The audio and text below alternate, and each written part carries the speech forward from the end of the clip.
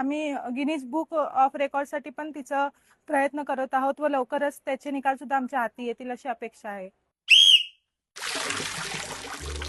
महाराष्ट्राच्या कानाकोपऱ्यात आज एकच नाव घुमतंय, वेदा प्रकाश सरफरे.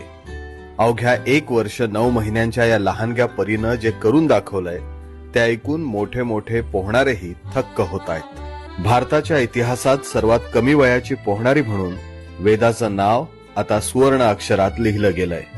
रोज संध्याकाळी सराव, थंड पाणी, मेहनत आणि या सगळ्याला साथ दिली ती कोच महेश मिल्के आणि गौरी मिल्के यांनी. सर्वात लहान अशी 9 वर्षांची वेदा ही पहिलीच प्रशिक्षण घेणारी विद्यार्थी आमच्याकडे होती, पण तिचा उत्साह दांडगा होता.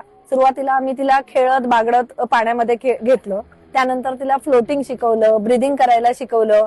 हळूहळू तिचा उत्साह एवढा वाढत होता, तिला पाण्याची आवड निर्माण झाली. त्यानंतर मी तिला थोडंसं अंतर 5 मीटर 10 मीटर अशा प्रकारे घ्यायला लागले आणि एक दिवस तिने 25 मीटर अंतर हे सहज पूर्ण करून दाखवलं.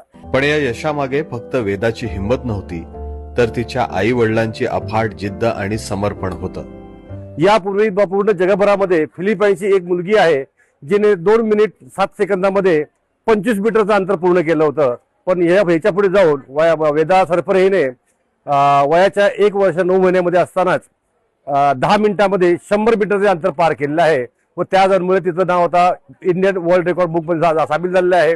त्याचप्रमाणे तिचं आम्हाला कालच ईमेल आलेला आहे, एशियन बुक ऑफ रेकॉर्ड मध्ये तिचं नाव गेलेलं आहे आणि आता आपण तिच्या वर्ल्ड रेकॉर्डसाठी प्रयत्न करत आहोत. भीती तर म्हणजे पहिले असं वाटायचं की बाबा करेल की नाही, म्हणजे एक आई म्हणून धाडस होत नव्हतं. पण जेव्हा पहिल्यांदा तिला आम्ही जेव्हा घातलं ना, त्याच्यानंतर माझी थोडीशी भीती कमी झाली की नाही, ही करू शकते, ही काहीतरी हिच्यामध्ये काहीतरी वेगळं आहे. आणि असं म्हणतात ना की काहीतरी जेव्हा आपल्याला मोठं करायचं असतं तेव्हा काहीतरी रिस्क आपल्याला घ्यावीच लागते, असं मला वाटलं आणि आम्ही ते कंटिन्यू केलं. आज वेदा प्रकाश सरफरे ही फक्त एक मुलगी नाही, ती महाराष्ट्राची, भारताची शान आहे. ती सिद्ध करते की वय हे फक्त एक आकडा आहे. वेदानं हे दाखवून दिलंय की जर एखाद्या 2.25 वर्षाच्या मुलीला हे शक्य असेल तर तुम्हाला आम्हाला काय अशक्य आहे.